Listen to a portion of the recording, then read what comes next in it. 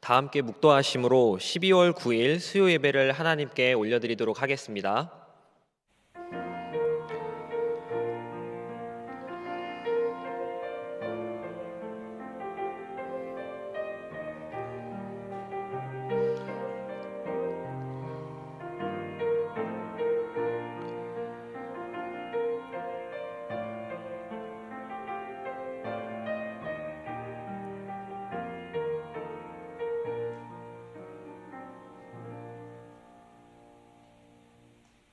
그의 성령을 우리에게 주심으로 우리가 그 안에 거하고 그가 우리 안에 거하시는 줄을 아느니라.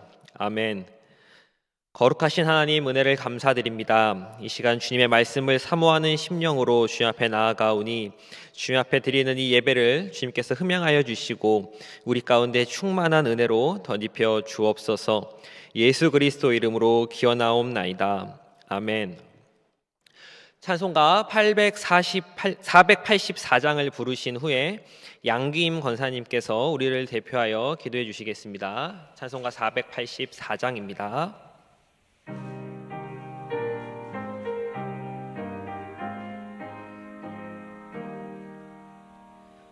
내 맘에 주여 소망 되소서.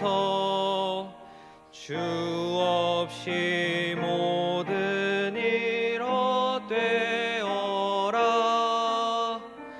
밤에나 낮에나 주님 생각, 잘 깰 때 함께 하소서. 지혜의 주여 말씀으로서 언제나 내 안에 계십소서. 주는 내 아버지 나는 아들. 주 안에 내가 늘 함께하네. 세상의 영광 난 모여도 언제나 주님은 나의 기억. 주님만 내 맘에 계시오니 영원한 주님 참 귀하셔라. 영원한 주님 내 승리의 주. 하늘의 기쁨을 주옵소서. 어떠한 고난이 저와도 만유의 주여 소망 되소서.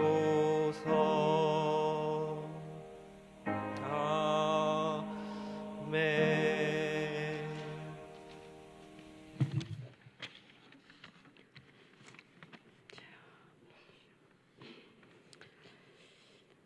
전능하신 하나님 아버지 은혜를 감사합니다. 코로나에 지치고 힘든 나날에도 지켜주시고 보호해 주심을 감사합니다.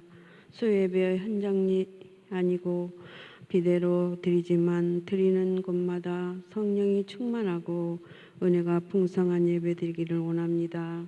아버지 말씀과 뜻대로 살지 못하고 우리의 생각과 마음으로 살면서 지었던 죄와 허물을 용서해 주시옵소서. 세상에서 지치고 상한 마음으로 드리지만 주님 우리의 마음을 만져 새 힘과 새 능력 얻고 치료와 회복의 은혜 받기를 원합니다. 너희 속에 생기를 넣으리니 너희가 살리라 하신 말씀대로 주의 생기로 충만하게 하옵소서. 온 세계가 콜레라로 힘들지만 이 나라의 민족 지켜주시기를 원합니다. 날마다 늘어가는 확진자, 사람의 힘으로는 막을 수 없습니다. 주님의 능력으로 소멸해 주시옵소서. 더 이상 확진자가 나오지 않게 하시며 속히 치료제가 나오기를 원합니다. 우리 온동교회를 사랑하신 주님 감사합니다. 앞으로도 주님 함께 하셔서 주님 영광 받아 주시고 주님이 기뻐하신 교회로 축복해 주시기를 원합니다. 모든 예배를 회복시켜 주시며 말씀 기도 주의 사랑으로 하나 된 건강한 교회로 축복해 주시옵소서. 담임 목사님, 부교육자님 건강 주시고 새 힘과 새 능력 주시옵소서. 선교사님과 가족의 건강을 주시고 선교지를 지켜주시기를 원합니다. 다음 세대에 회복을 주시고 연로하신 분들에게 건강을 주옵소서. 말씀 전하신 목사님 성령 충만함으로 은혜의 말씀 전하게 하시기를 원합니다. 우리를 죄에서 구속하신 예수님의 이름으로 기도드리옵나이다. 아멘.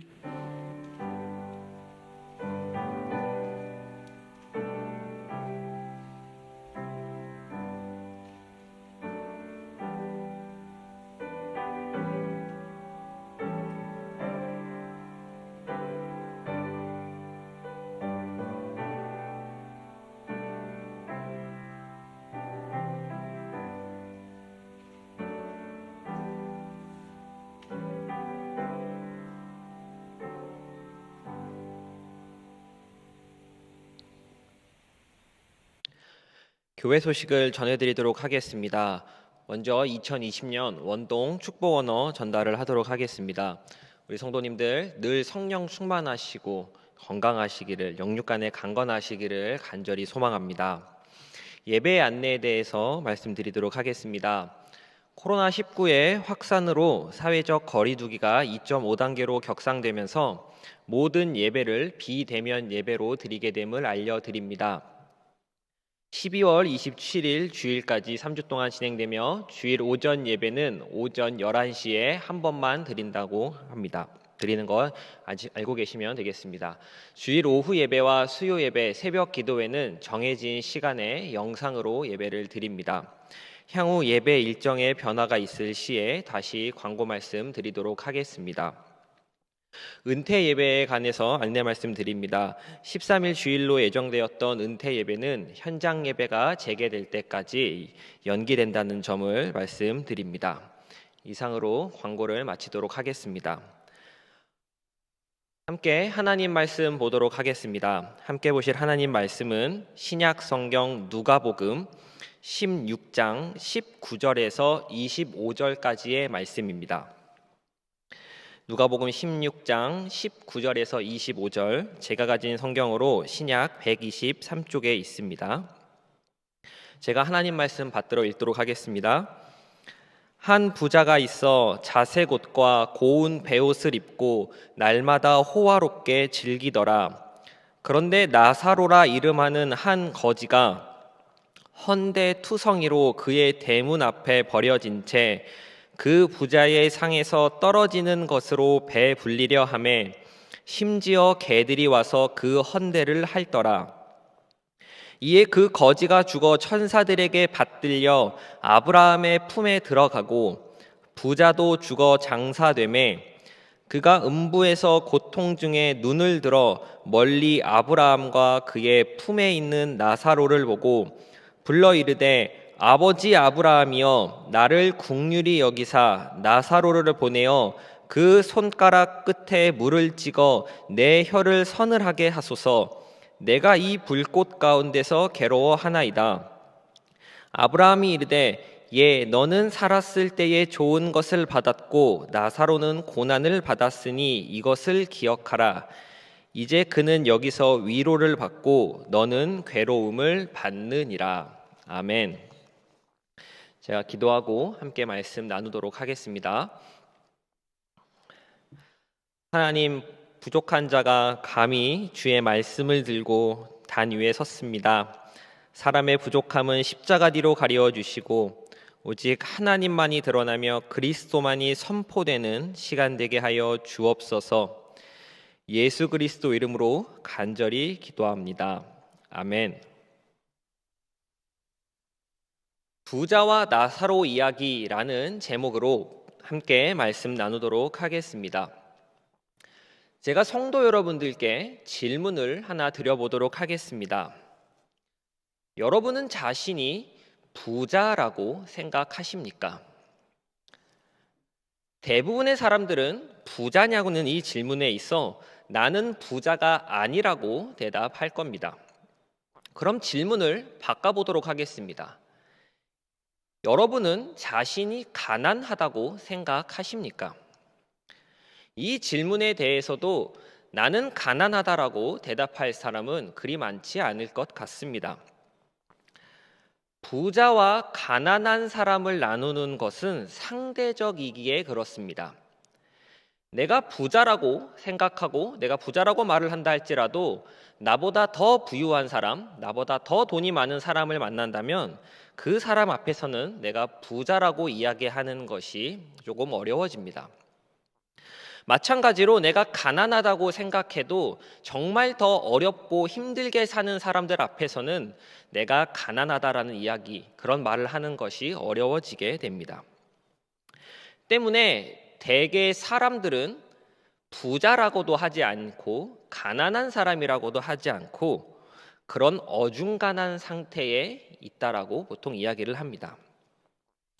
그런데 성경 곳곳에서는 부자에 대해서 그리고 재물에 대해서 참 많은 가르침을 주고 있습니다. 대표적으로 부자가 천국에 가는 것이 낙타가 바늘기로 들어가는 것보다 더 어렵다는 말씀이 있습니다. 이 말씀을 성도님들께서는 어떻게 받아들이십니까? 나는 부자가 아니니까 나와는 관련이 없는 말씀이라고 여기시겠습니까? 성경에서 말하는 부자라고 한다면 수백억 대, 수천억 대 자산가 정도는 되어야 이 말씀과 연관이 있는 것이라고 할 수 있는 것일까요? 그렇지 않습니다.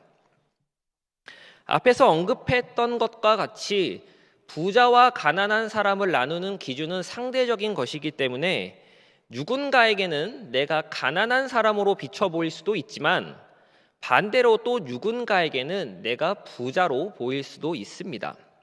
무슨 이야기냐면 나 스스로가 나는 부자가 아니라고 생각한다 할지라도 우리는 재물과 관련된 말씀에서 그 누구도 자유로울 수 없다라는 이야기입니다. 그럼 여러분들은 재물에 대해서 어떻게 생각하십니까? 저는 재물을 하나님께서 주신 복이라고 말해서는 안 된다고 생각합니다. 재물은 하나님이 주신 복이 아닙니다. 물론 이 세상의 모든 것은 하나님의 것입니다. 그렇기에 주어지는 재물 역시 하나님께로부터 온다는 것 맞습니다. 그러나 제가 말씀드리고 싶은 것은 재물이 풍성한 것을 가지고 삶이 넉넉한 것을 가지고 그냥 복이다 라고 치부하는 것은 문제가 좀 있다라고 하는 것을 말씀드리는 겁니다. 많은 사람들은 재물을 복으로 여깁니다.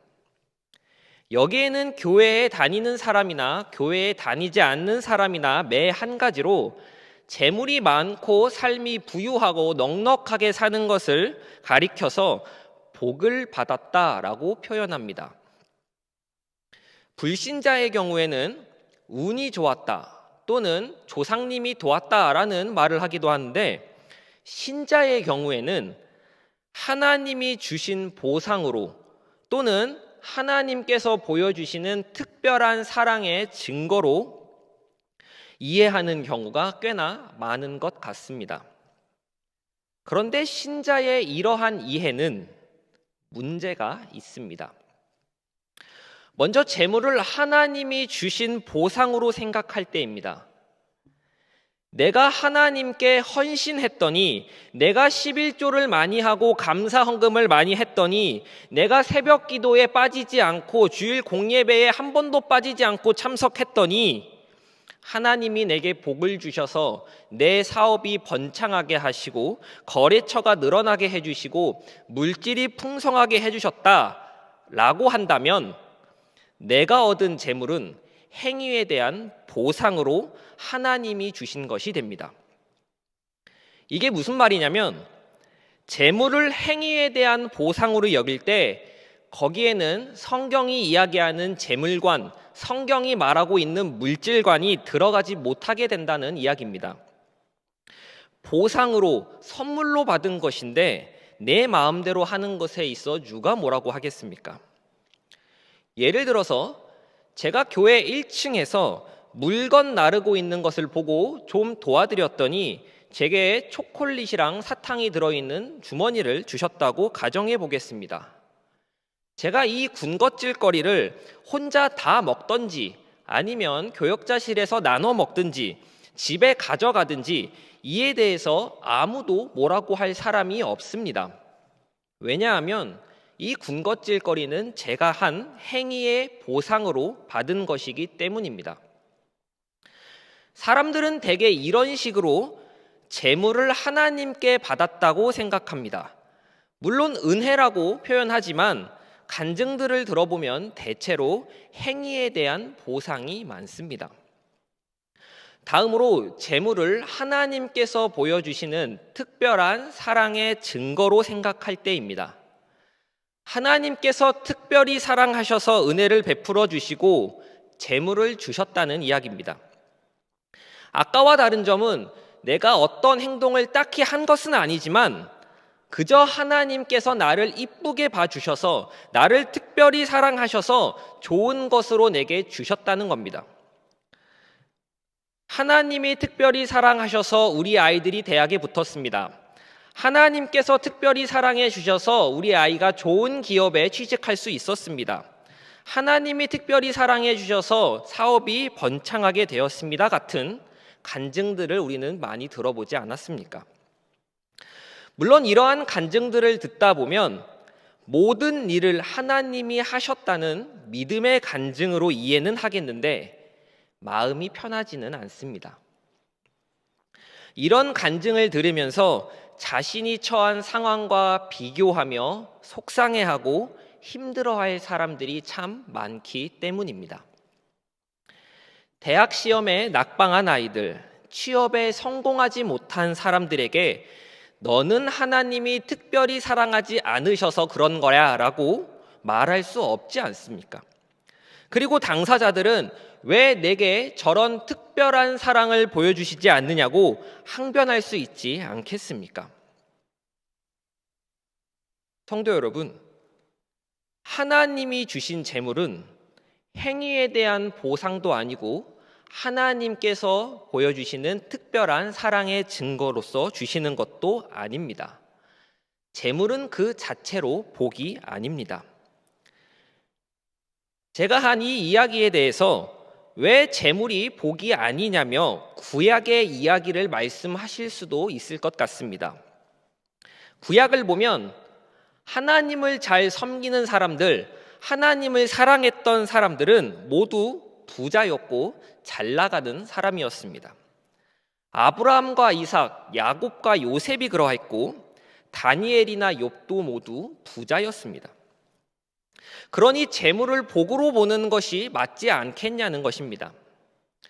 그런데 저는 재물을 복으로 여기는 것에 대해 예수님 오시기 이전과 이후로 나눠서 생각해야 된다고 여깁니다.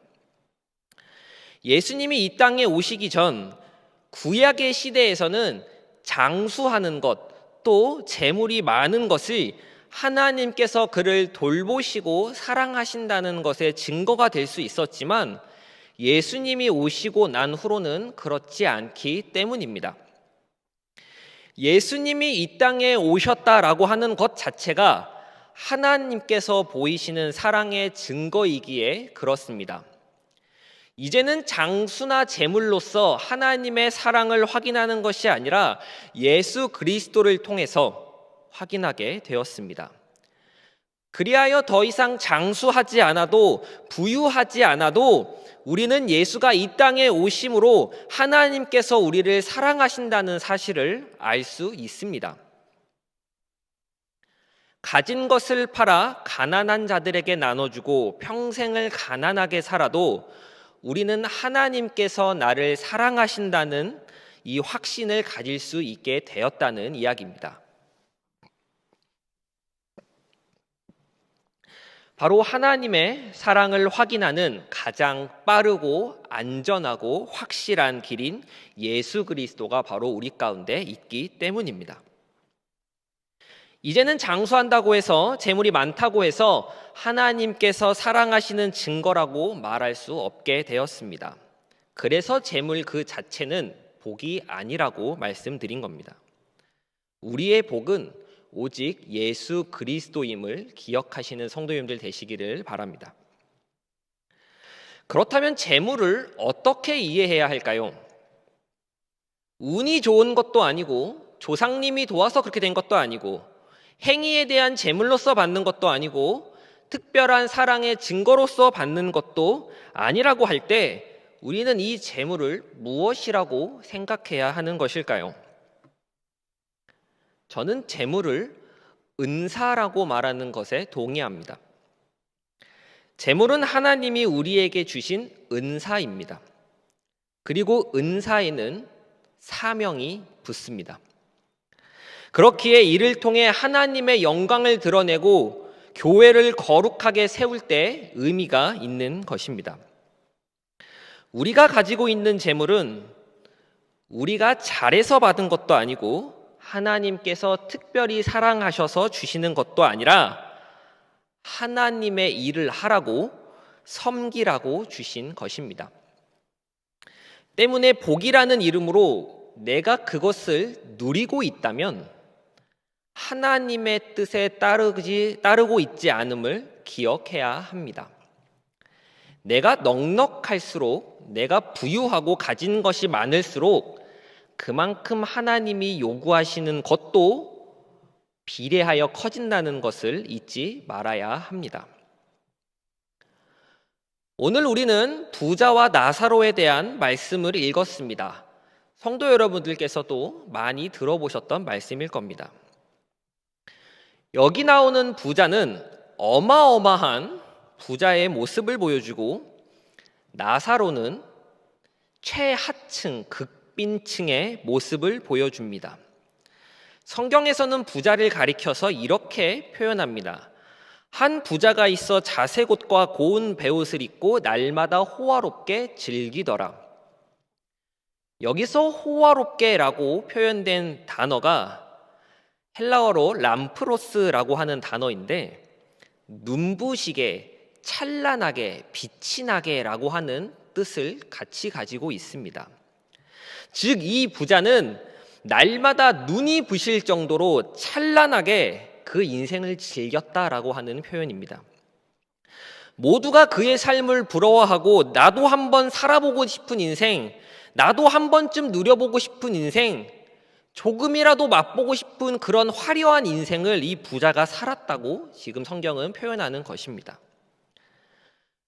그런데 그 집 앞에 나사로라고 이름하는 한 거지가 있었습니다. 부자의 집 앞에서 쓰레기통을 뒤지며 허기를 채우고 개들이 와서 그 헌대를 핥았다라고 성경은 표현합니다.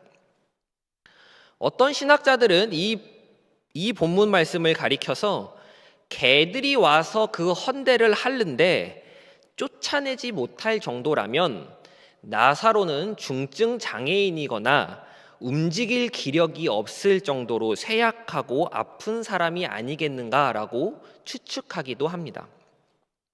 성경은 이렇게 두 사람을 대조하여 보여줍니다. 그러나 우리는 이 이야기에 공감하지 않습니다. 나는 부자처럼 부자도 아니고 나사로처럼 가난하지도 않기 때문입니다. 그래서 이 둘은 나와는 상관없는 이야기라고 생각합니다. 그나마 이 비유가 우리의 눈길을 사로잡는 것은 다음 이어지는 이야기 때문입니다. 부자는 죽어서 지옥에 갔고 거지 나사로는 죽어서 천국에 갔습니다. 우리는 이 비유를 보면서 예수님께서 무슨 말씀을 하려고 이 이야기를 하시나라고 생각하기보다는 부자는 왜 지옥에 갔고 나사로는 왜 천국에 갔을까?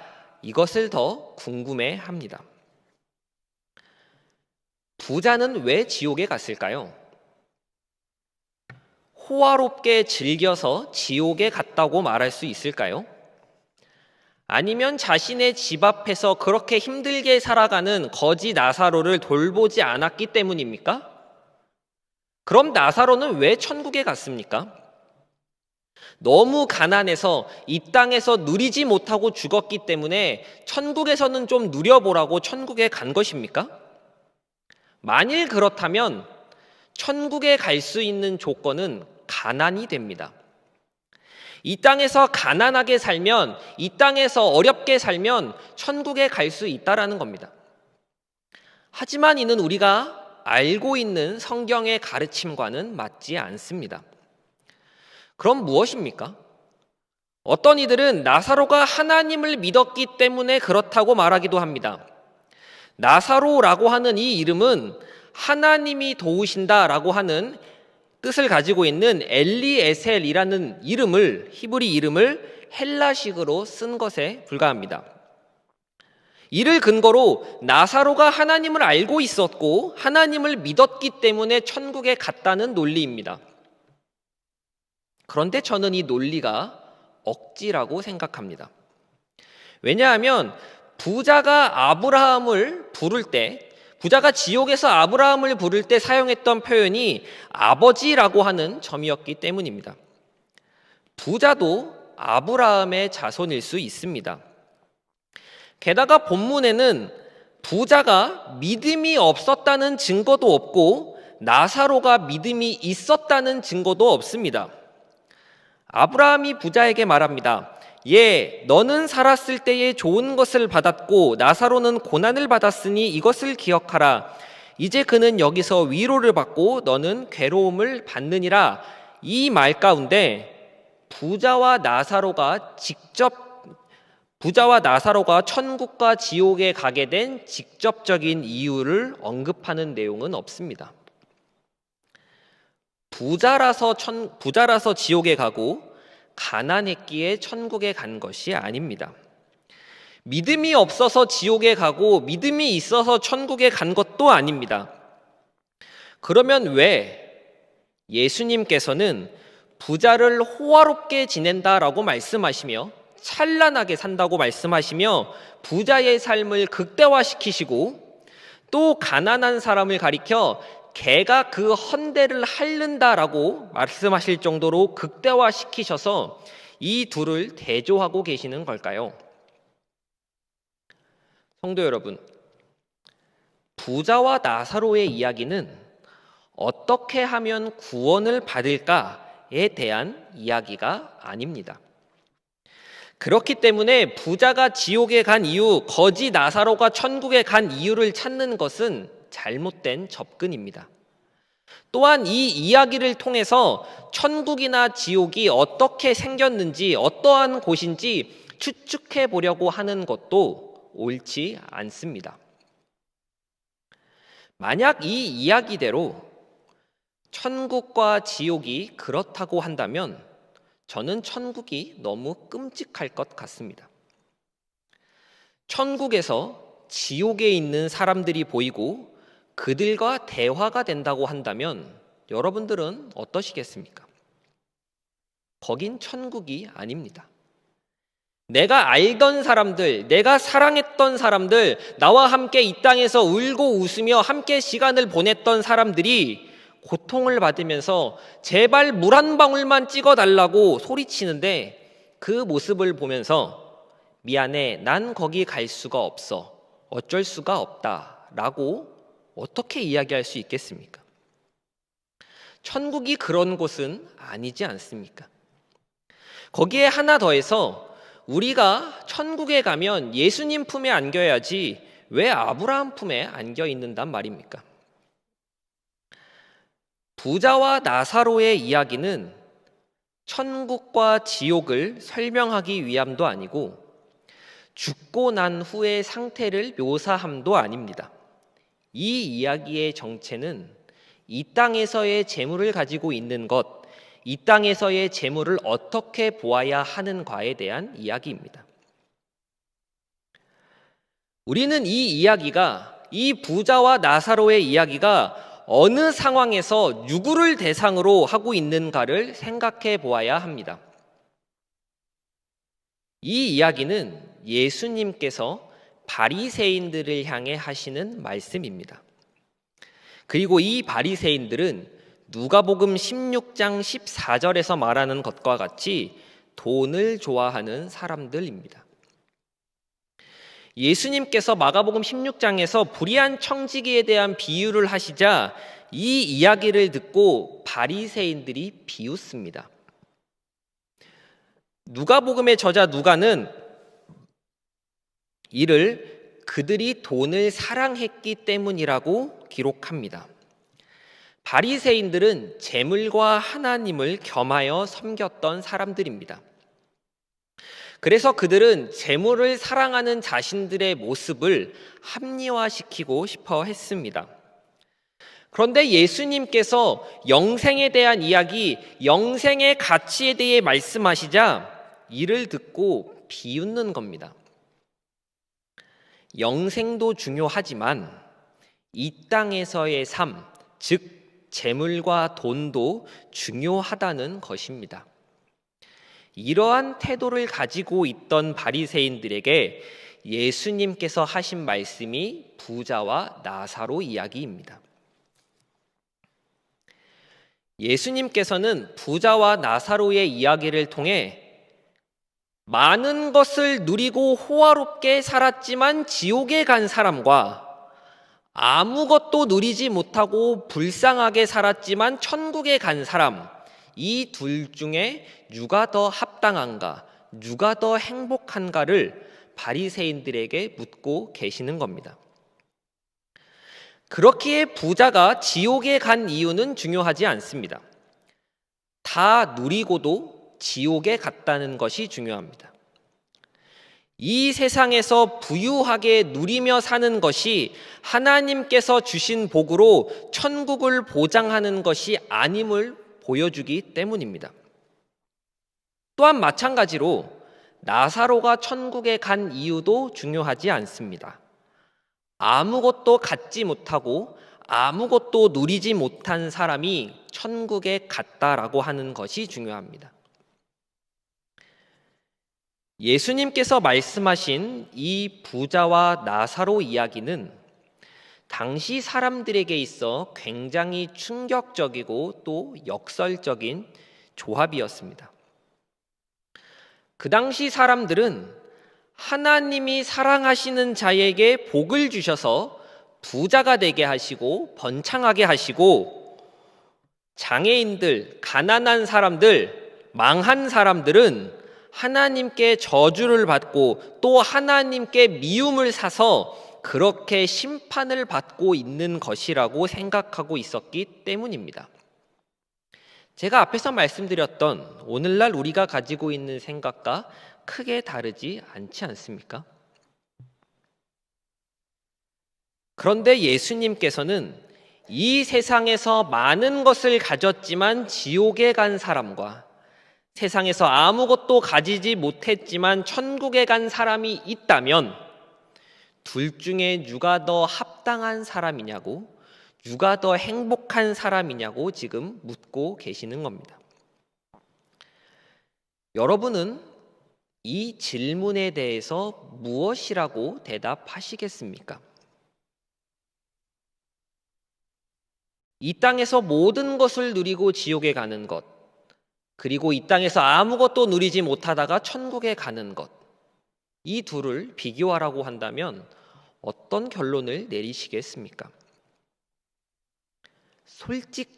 정말 솔직한 우리의 마음은 이 땅에서는 부자로 살다가 죽어서는 나사로처럼 이지 않습니까? 바리새인들도 이와 다르지 않았을 겁니다. 오늘날 그리스도인이 가지고 있는 문제들 가운데 하나는 이처럼 살아서는 부자처럼 죽어서는 나사로처럼 이라고 생각하는 것에 있습니다. 그리스도인이 이 땅에서 어떻게 살아야 합니까? 그리스도인은 재물을 어떻게 바라보아야 합니까? 라는 질문을 받으면 이 땅에서는 부자처럼 누리고 살다가 죽고 나서는 나사로처럼이라고 대답한단 말입니다. 그럼 여기에 영생의 가치는 어디 있습니까? 모든 것을 가지고 찬란하게 눈이 부시게 살았던 부자도 사실은 불행하다고 말할 수 있고, 정말 비참하게 밑바닥 인생으로 살았던 나사로도 행복했다고 말할 수 있는 그 영생의 가치는 대체 어디에 있냔 말입니다. 우리는 이 영생의 가치를 정말 붙잡고 있습니까? 말씀을 정리하도록 하겠습니다. 내가 재물이 있고 소유가 넉넉하다고 해서 나는 하나님께 복을 받았으며 나는 천국이 보장된 것으로 생각하시면 안 됩니다. 내가 가진 것이 얼마가 되었건 하나님의 것을 내 것으로 여기는 순간 우리는 우리가 진정 붙잡아야 하는 것을 놓치게 됩니다. 우리가 붙잡아야 하는 것은 바로 영생의 가치입니다. 그리스도인은 이 영생의 가치를 품고 사는 사람들을 가리키는 말입니다. 그리고 이들이 모인 교회는 이 영생의 가치가 존재함을 세상에 선포하고 세상에 전하는 사명을 가진 곳입니다. 우리가 이 땅에서 부유함과 누림을 포기할 수 있는 이유는 우리에게 영생의 가치가 있기 때문입니다. 우리가 이 땅에서 가난하게 살고 억울한 일을 당하여도 감사할 수 있는 까닭은 우리에게 영생의 가치가 있기 때문입니다. 조롱을 들으며 핍박을 당해도 사랑하고 인내하며 기다릴 수 있는 것은 우리가 바라는 삶이 이 땅에서의 삶이 아니라 저 하늘나라에서의 삶, 영생의 가치가 있기 때문입니다. 이 영생의 가치가 여러분들의 삶을 이끌어가고 계십니까? 신자로서, 예수님의 제자로서, 그리스도인으로서 지조를 지키며 사는 것보다 제자임을 인정하며 동시에 이 땅에서 조금 더 편하고 조금 더 누리고 조금 더 안락하게 살 길을 찾고 계시지는 않으십니까? 최소한의 헌신과 적당한 타협으로 우리의 죄성을 합리화하고 있지는 않으십니까? 이게 바로 하나님과 재물을 겸하여 섬긴다는 의미입니다. 그러나 영생의 가치보다 더 귀한 것은 없습니다. 우리가 지금 소유하고 있는 것들은 많이 가졌든지 적게 가졌든지 이것은 아무런 상관이 없습니다. 내가 많이 갖고 있든 적게 갖고 있던 간에 이것들은 모두 내 것이 아닙니다. 하나님께서 그의 일에 쓰시기 위해 하나님의 선하시고 거룩하신 뜻을 완성하기 위해 그 뜻을 이루시기 위해 우리에게 잠시 맡겨놓으신 것입니다. 내가 이 사실에 있어 이를 외면하고 있지는 않았는지 돌아보았으면 좋겠습니다. 영생의 가치를 안다는 말은 예수 그리스도께서 이 영생을 나에게 주기 위하여 무슨 일을 하셨는지를 알고 있다는 뜻이며, 또 하나님께서 베푸신 구원의 은혜가 어떠한지를 알고 있다라는 뜻이기도 합니다. 우리가 살아도 주를 위하여 살고 죽어도 주를 위하여 죽는다고 고백할 수 있는 것은 그 후에 얻어질 보상을 바라보며 이야기하는 것이 아닙니다. 이미 내게 주어진 그 은혜에 감격하기 때문에 우리는 살아도 주를 위하여 살고 죽어도 주를 위하여 죽는다고 고백할 수 있는 것입니다. 코로나로 인한 어려운 상황이 매일매일 계속되고 있는 가운데 있습니다. 그렇지만 이 힘들고 외로운 매일의 삶 가운데서 하나님께서 나에게 베풀어 주신 이 구원의 은혜, 이 은혜의 감격을 매일 경험하시는 우리 원동교회 모든 성도님들 되시기를 간절히 소망합니다. 기도하겠습니다. 하나님, 우리의 연약함을 긍휼히 여겨 주옵소서. 이 땅에서 그리스도인으로 예수님의 제자로서 올바르게 살아갈 수 있도록 우리를 붙잡아 주옵소서. 우리가 이 땅에서 누리려고 하는 것이 아니라 영생의 가치를 붙잡으며 살아가게 하시고 하늘나라를 소망하는 심령으로 하늘의 삶을 살아가는 인생들이 되게 하여 주옵소서. 예수 그리스도 이름으로 기도하옵나이다. 아멘. 우리 이 시간에 함께 찬양하고 또 기도했으면 좋겠습니다. 우리 먼저 주 예수보다 더 귀한 것은 없네 먼저 함께 찬양하도록 하겠습니다.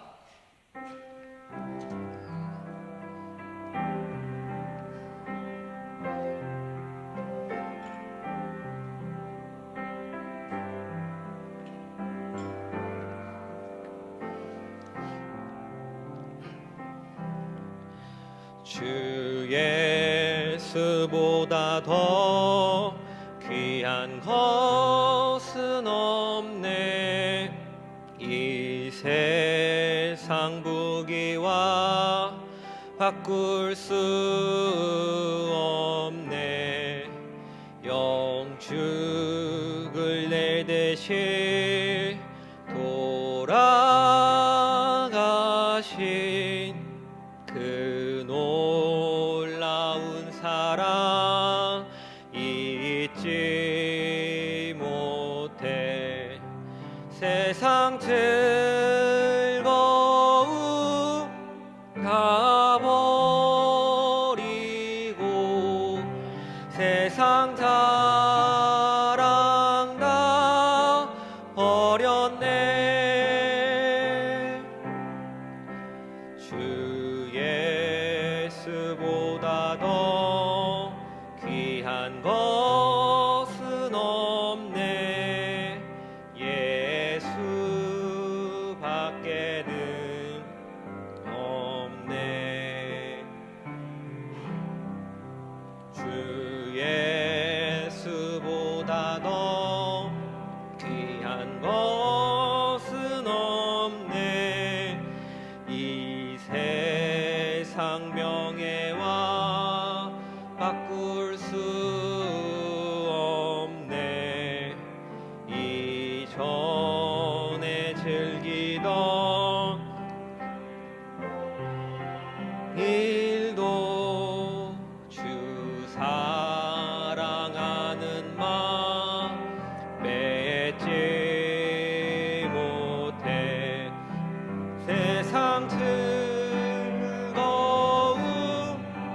다 버리고 세상 자랑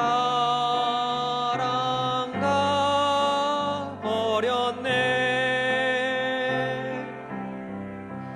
주 예수보다 더 귀한 것은 없네.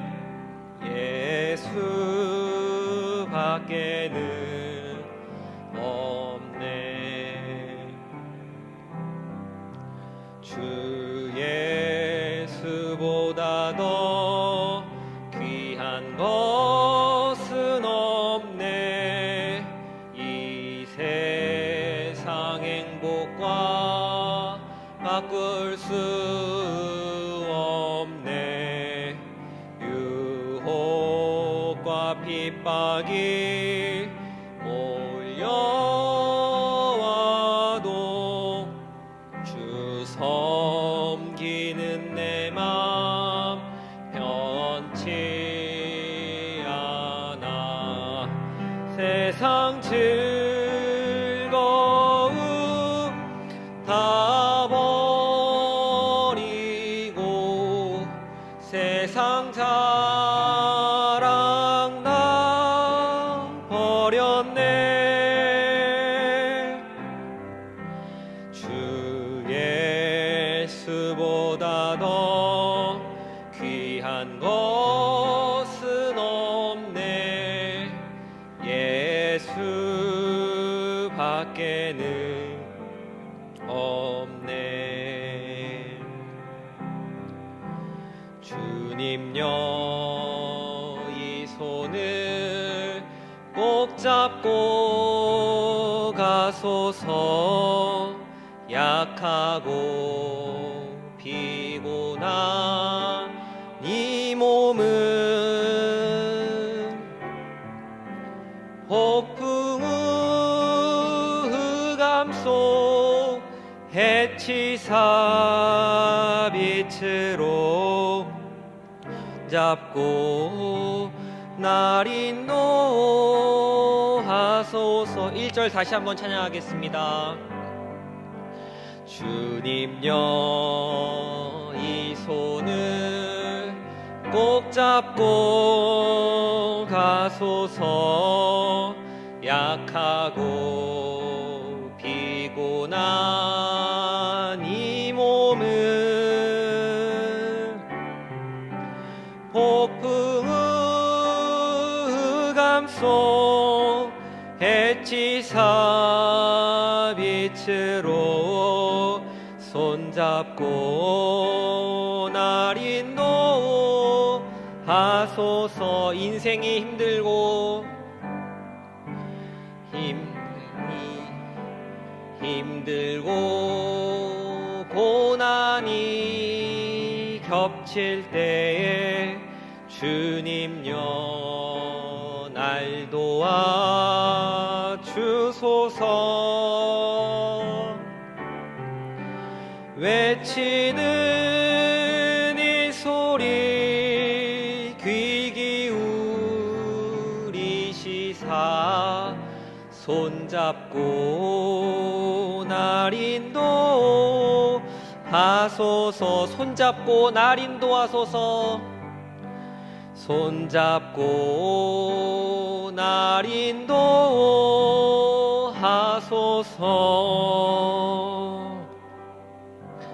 아멘. 우리 시간에 함께 합심으로 기도하도록 하겠습니다. 먼저 우리 들은 말씀을 놓고 먼저 기도했으면 좋겠습니다. 나는 하나님께서 내게 베풀어 주신 이 재물에 대해서 어떻게 생각을 하고 있는지, 또한 내가 정말 영생의 가치를 붙잡고 살아가고 있는지 우리 자신을 돌아보면서 먼저 기도하고, 다음으로 우리 원동교회와 또 세워주신 담임 목사님과 또 당회를 위하여 또 교회에 속한 가정들을 위하여 기도해 주시고, 우리 마지막으로 우리 나라와 또 선교 현장에 있는 많은 선교사님들을 위해서 함께 기도해 주셨으면 좋겠습니다. 우리 함께 기도하도록 하겠습니다. 하나님 아버지 감사합니다. 하나님 이 시간 우리가 주님 앞에 무릎 꿇고 고개를 숙여 하나님께 나아가기를 원합니다. 우리가 그 십자가 앞에 우리가 엎드려지기를 주님 원합니다. 하나님 우리의 삶을 돌아보기를 원합니다. 하나님 나는 주님이 주신 것들에 대해서 어떻게 사용하고 있는지, 또 나는 그리스도인으로서 어떻게 살아가고 있는지 하나님 나의 마음을 점검하고 또 내 삶을 돌이켜보기를 원합니다. 하나님 내가 하나님께 복을 받았다고, 내가 넉넉하고 내가 많이 가지고 있기에 나는 하나님께 축복받은 것이라고 이야기하며 내 마음이 영생의 가치에서 멀어져 있지는 않았는지요. 하나님 우리가 정말 이 영생의 가치를 부여잡고 살고 있는지 이 시간 다시 한번 우리의 마음을 돌이켜봅니다. 하나님 우리가 우리의 마음을 돌이켜볼 때에 우리 가운데 보이는 것은 오직 죄뿐임을 주님 다시 한번 고백합니다. 하나님 이 시간 우리의 마음을 주님께서 씻겨 주옵소서. 죄로 오염되고 죄로 얼룩진 마음을 주의 보혈로서 깨끗하게 씻어 주옵소서. 그래야 우리가 이 땅에서 예수 그리스도를 믿는 제자로서 그리스도인으로서 사명을 감당하며 정말 세상과는 다른 모습으로 영생의 가치를 부여잡고 살아가는 사람들이 될 수 있도록 하나님 인도하여 주옵소서. 하나님 우리가 이 영생의 가치를 그 무엇보다도 가장 귀한 것으로, 가장 소중한 것으로 여길 수 있기를 원합니다. 하나님 그래야 우리가 이 땅의 부유함과 누림도 포기할 수 있게 하시고, 우리가 가난하고 살고 거난하게 살고 억울한 일을 당한다 할지라도 정말 우리가 영생의 가치를, 우리가 가지고 있는 이 예수 그리스도를 생각하며 감사와 기쁨으로 이겨낼 수 있는 우리의 심령이 되게 하여 주옵소서. 하나님 이 시간 다시 한번 우리의 복은 재물과 건강이 아니라, 재물과 장수가 아니라 오직 예수 그리스도임을 다시 한번 고백합니다. 하나님 이 신앙 고백이 우리 마음에 바닥이 되게 하시고 우리 마음의 가장 기초가 되게 하여 주셔서 우리의 삶 가운데 예수로 인하여 나는 만족한다고, 예수만 있으면 나는 살아갈 수 있다라고 고백하는 우리의 심령이 될 수 있도록 하나님 역사하여 주옵소서. 하나님, 여전히 우리는 연약하고 여전히 우리는 부족하지만 우리 가운데 예수 그리스도를 이 땅에 보내주신 그 하나님의 사랑을 우리가 알기에, 그 하나님의 은혜를 우리가 기억하기에 매일의 삶이 힘들고 벅차도 우리는 하나님을 예배하고 우리는 하나님을 찬양할 수 있음을 다시 한번 고백합니다. 하나님, 우리의 마음을 붙드시고 아버지, 우리의 심령을 붙들어 주셔서 이 어려운 삶 가운데서 날마다 재련되고 청년되어지며 정말 금과 같은 믿음으로 주님 앞에 설 수 있는 우리들이 될 수 있도록 하나님, 우리를 붙잡아 주시고 우리를 인도하여 주옵소서. 하나님, 우리 원동교회를 주님께서 붙잡아 주시기를 원합니다. 아버지, 우리 원동교회가 이 땅에서 정말 영생의 가치를 선포하며 정말 우리는 바라보는 것이 다름을 다른 이들에게 알릴 수 있는 교회가 될 수 있도록 하나님 인도하여 주옵소서. 눈에 보이는 물질적인 성장이 아니라, 눈에 보이는 모습들이 아니라 우리의 내면이 한 명 한 명 제대로 만들어지는 교회가 되게 하시고, 그러한 교회로서 하나님의 맡겨주신 사명을 감당하는 우리 원동교회 될 수 있도록 하나님 인도하여 주옵소서. 특별히 주님께서 담임 목사님으로 아버지 이 교회를 아버지 맡겨주셨습니다. 또 당의 장로님으로서 아버지 이 교회를 세우셨습니다. 하나님, 우리가 능력이 있고 우리가 대단해서 아버지 이 일을 감당하는 것이 아니라 오직 하나님의 말씀에 순종하며 그 사랑에 매인받아 주님 앞에 순종하는 마음으로 나아가오니 하나님, 영적으로나 육적으로나 강건함을 더하여 주시고 또한 지혜와 명철과 총명함을 더하여 주심으로써 정말 하나님이 원하시는 방향으로 정말 하나님의 뜻을 세워가는데 부족함이 없는 우리 담임 목사님과 또한 당의 장로님들이 될 수 있도록 하나님 인도하여 주옵소서. 더욱더 많은 동역자들을 붙여주옵시옵고 또한 여러가지 모습으로서 지금 공급하여 주셔서 정말 주님의 이름이 살아나며 주님의 이름이 선포되는 그러한 교회 될 수 있도록 하나님 인도하여 주옵소서. 하나님, 우리 교회에 속한 각 가정들이 있습니다. 어려워지는 상황 가운데서 내일 일을 알지 못하며 신음하는 가정들이 있고 아무도 모르게 눈물을 흘리며 주님을 찾는 가정들이 있는 가운데 있습니다.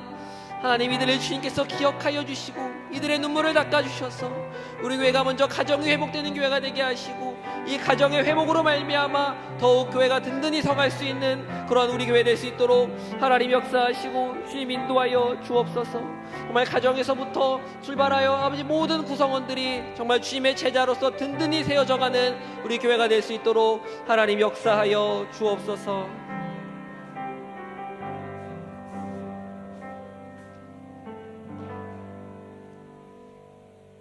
사랑이 많으신 하나님 아버지, 이 어렵고 힘든 세대 속에서도 우리 원동의 모든 성도님들 영생에 대한 소망과 확신 속에서 날마다 예수님 바라보고 살아가는 귀한 은혜를 허락하시되 코로나가 확산되고 있는 이 상황 속에서 우리 하나님께서 우리 원동교회를 지키시고 또 우리 성도님들의 건강을 지키시며 또한 나아가서 우리 가정의 자녀들 그리고 하나님 아버지여 우리 모든 성도님들의 일터와 직장, 사업장을 주님께서 함께하여 주시옵소서. 이 시간도 하나님 아버지여 이 코로나 싸우고 있는 수많은 이 땅의 백성들에게 긍휼을 베풀어 주시옵시고 하나님, 이 모든 고난이 지나갈 때까지 우리 주님 눈동자와 같이 지키시는 놀라운 은혜가 우리 모든 심령들마다 충만하게 넘쳐나게 도와주시되 하나님 아버지 또한 선교 현장에 우리 모든 선교사님들 하나님께서 한 분 한 분 기억하시고 또 한국교회가 파송한 우리 모든 선교사님들도 붙잡아 주시옵시고 하나님 아버지 이 밤에도 우리 모든 성도님들에게 마음의 평안과 건강으로 함께 주시옵시고 주님께서 붙잡아 주시옵소서.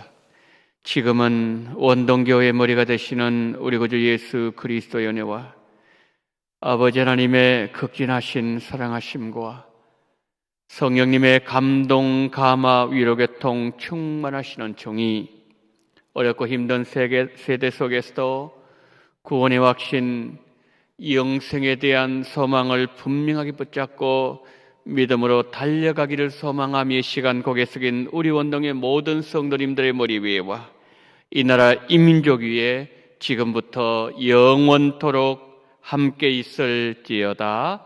아멘.